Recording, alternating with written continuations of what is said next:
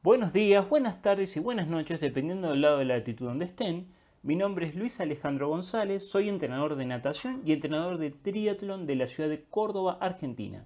Sean todos bienvenidos a mi proyecto personal AG Entrenamiento, en donde intentamos crear un espacio de intercambio de ideas, debates, entrevistas a otros profesionales sobre diferentes temáticas, expresar ideas y tratar de compartir la experiencia que uno va aprendiendo en el campo con la intención de abrir nuevos caminos para los demás. El foco y el alma de este podcast es devolver un poco de lo mucho que a mí me han dado todos estos años y llamar al debate enriquecedor.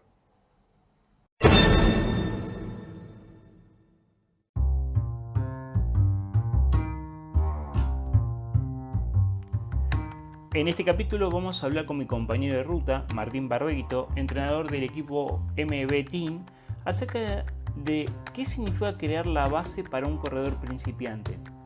Escúchenlo con atención.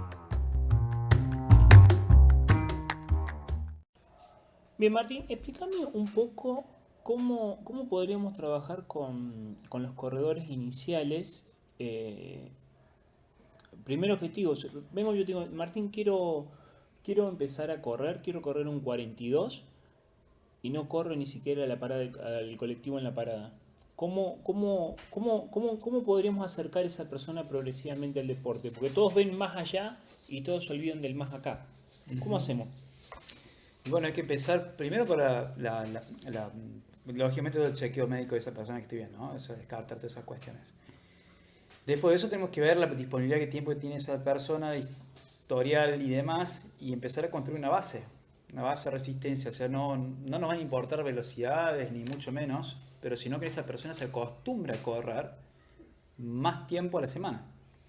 Entonces eso hay que construirlo a poquito. Entonces, si es una persona que nos está pidiendo correr un 42 como un caso aislado, como un desafío personal, porque un amigo corre un 42 y demás, entonces aquí hay que buscar la forma de hacer entender a esa persona que esa persona no va a correr por velocidades, un 42, o bajar una marca determinada, sino que su primer desafío va a ser terminar un 42.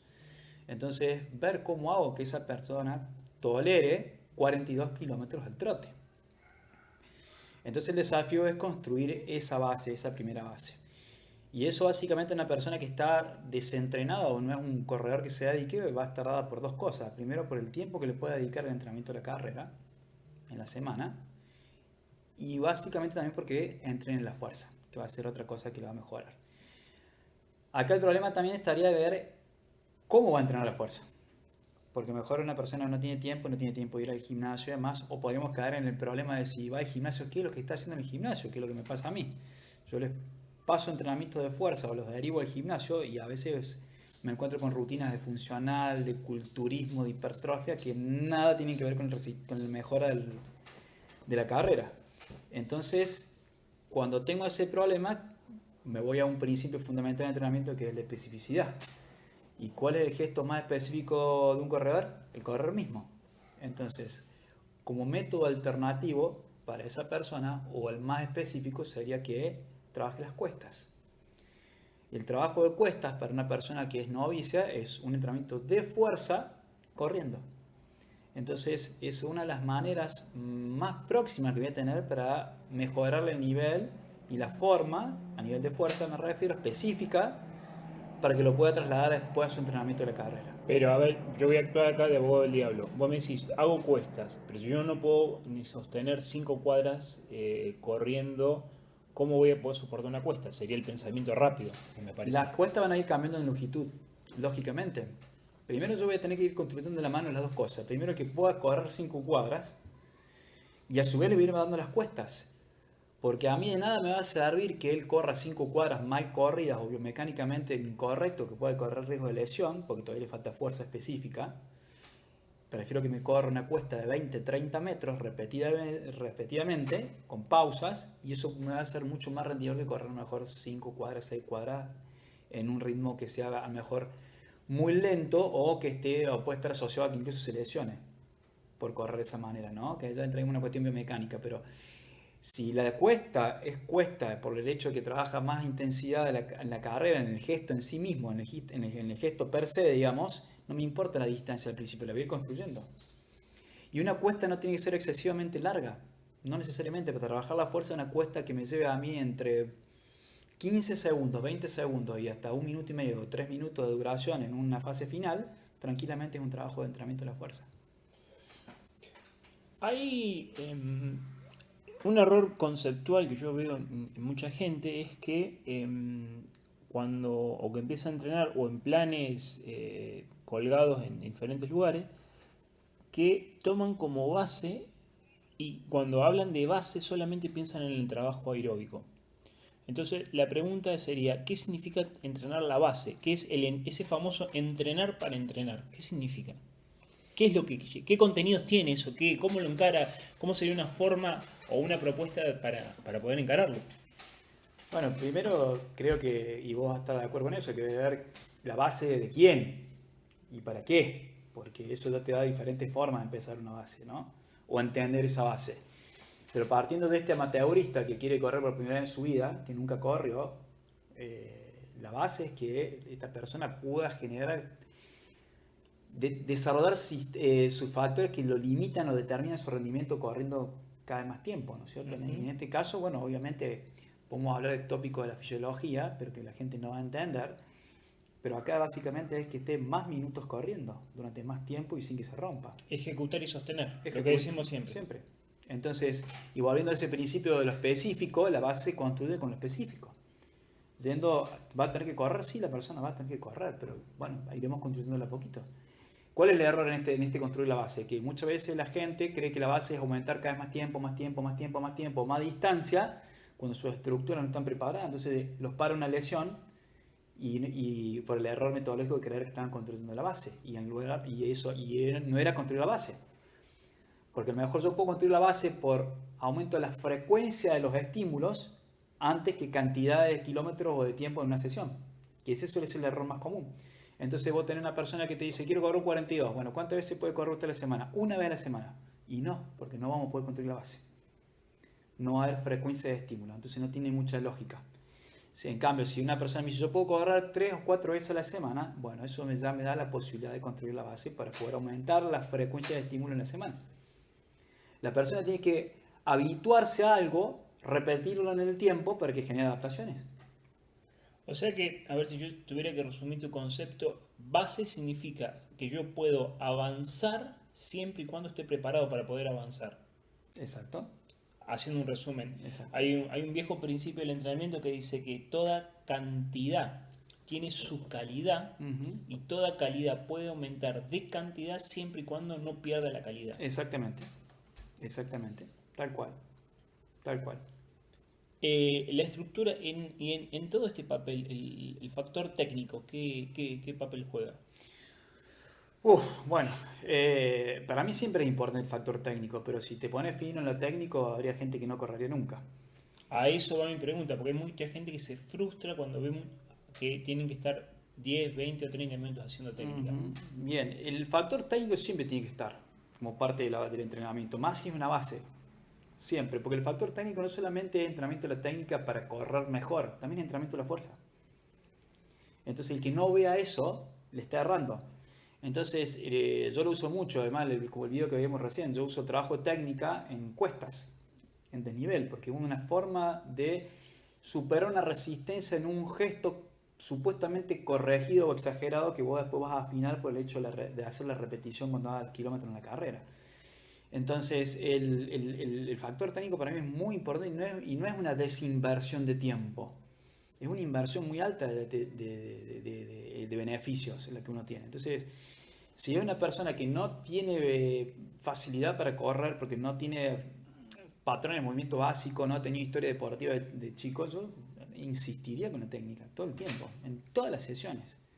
A la entrada en calor, a la vuelta a la calma, como fase principal del entrenamiento, pero absolutamente. Irían de la mano junto con la carrera. Entonces vos agarras, por ejemplo, en metodología de principiantes, yo trabajo, por ejemplo, trabajar subidas en escaleras con gestos técnicos, subidas en cuesta con gestos técnicos, de corta, media, larga distancia. Estamos hablando de subidas que me implican 30 segundos, 1 minuto y medio, hasta 3 minutos, cuando ya están en la fase más avanzada. La subida de por sí ya implica intensidad, entonces por más que la persona corra suave o moderadamente un poquito más intenso de lo normal, ya implica que también trabaje un poquito la intensidad en la carrera y lo saque de los ritmos cómodos y suaves. Igual de todas maneras en un principiante no me interesaría correr más intenso. Y todo eso lo va a trasladar a la posibilidad de tolerar más distancia o más kilómetros. Porque si la persona hiciera al revés, empezara a correr cada vez más distancia, el desafío fuera correr más distancia, más kilómetros a la semana, cada vez los correrías peor, no mejor. Entonces vos lo ves correr en los primeros 10 kilómetros corre de una forma y en los 20 kilómetros está corriendo de otra forma. Y eso es riesgo de lesión. Nosotros debemos hablar de sostener premisas técnicas, o sea, desarrollar el trabajo técnico en función a, obviamente, valga la redundancia, trabajos técnicos, y después, si por ejemplo voy a hacer trabajos de aceleración o trabajos de cambio de ritmo dentro de la misma carrera, que presten atención a ciertos puntos. Relaja el hombro, mueve más el brazo, no trabajes con los codos, trabaja con el hombro, pone más paralelo la planta del pie al piso, etcétera, etcétera, etcétera. ¿Es fácil que una persona pueda cumplir con esas premisas? Con los adolescentes a mí me cuesta un montón, porque se distraen rápido, porque les cuesta, porque es fastidioso y trabajoso tener que sostener una premisa técnica en un trabajo, más cuando uno está fatigado. Sí, eso es difícil, pero más complicado si estamos hablando de un amateur. Más complicado, porque el amateur, primero que no le presta importancia, como decíamos recién, pero en segunda instancia, porque por ahí no tiene la capacidad de poder hacerlo. Hay gente que no disocia miembro superior y miembro inferior, entonces cuando vos le dar técnica, cuando vos empezás a dar drills coordinativos, ves, cometen errores muy groseros que vienen porque de sus fases sensibles no lo han entrenado nunca. Ahora, en ese caso, tenés dos opciones: o tratás de corregir lo que te va a llevar mucho más tiempo desde el punto de vista del aprendizaje motor, o seguís con la premisa de que la persona corra a los 42. Y como la persona va a querer correr 42, tenés que tomar ese camino, no te queda otra. Entonces, acá sale nuevamente qué es lo que correspondería y qué es lo que hay que hacer o qué es lo que hago. Bueno, y en este caso, el aliciente es saber que vos hoy tenés atletas del mejor nivel del mundo que técnicamente no son correctos y sin embargo son los mejores del mundo. ¿Y cómo hacen? ¿Y cómo hacen? Se adaptaron. Se adaptaron. Entonces acá la premisa sería que si la persona, dentro de su posibilidad de corregir o no la técnica, no es lo ideal, pero no está corriendo riesgo de lesionarse o no se ha lesionado o está entrenando la fuerza, que eso puede hacer que prevenga las lesiones y sostenga una carrera que no es la ideal, y la carga va a ir determinando si soporta o no soporta. Si yo hago una progresión lógica de la carga y genero adaptaciones, técnicamente bien o técnicamente mal, pero la persona va a poder correr. Que lo vemos en todas las carreras, eso. Vos te pones la llave en un 42 y ves gente que llega corriendo, pues sí, corre, prácticamente vienen corriendo de rodillas, y así como llegó, y se adaptó. Y yo, en realidad, la literatura especializada y después la práctica, a mí me ha enseñado que la velocidad es técnica dependiente. O sea, si yo no tengo un buen gesto técnico, sobre todo en estados de fatiga, es muy difícil que puedas seguir no solamente generando, sino sosteniendo velocidad. Entonces, la pregunta es, una persona que se va adaptando, como vos decías, la carga en forma progresiva, que tiene una construcción prolija de la base hacia ritmos cada vez más específicos, pero que tiene un deficiente repertorio técnico porque no fue desarrollado de niño, porque tuvo una mala educación física en el colegio, porque no fue debidamente estimulado, en algún momento se va a chocar contra una pared. Va a mejorar, pero va a ser el porcentaje que mejora, no va a ser lo mismo que si tuviera un gesto técnico correcto, obviamente. Han escuchado a mil veces hablar de técnica pendular o circular en la carrera, entonces vos te vas a ver un maratón y si vos ves que cualquier persona que corre por debajo de un promedio de los 4.30 en un 42, normalmente tiene técnica circular, porque si no, no podría sostener esa velocidad. Cuando corre pendularmente, son mucho más lentos, o el maratonista que está por arriba de las 4 horas en la llegada. Entonces, obviamente que la técnica me está limitando la posibilidad de sostener un ritmo a una velocidad determinada.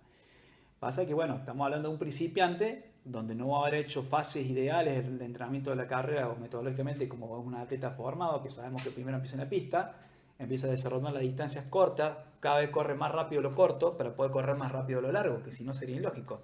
Acá estamos hablando de una persona que nunca corre y va a querer correr lo largo como pueda. Entonces son construcciones diferentes. Entonces acá tendríamos que tener muy claro esos puntos de partida, cuál es el objetivo de llegada, y entender que no es lo mismo que una persona que va a hacer un proceso lógico, metodológico de años para ser un maratonista. Bien, clarísimo, Tincho. Gracias. Gracias. Nos vemos la próxima.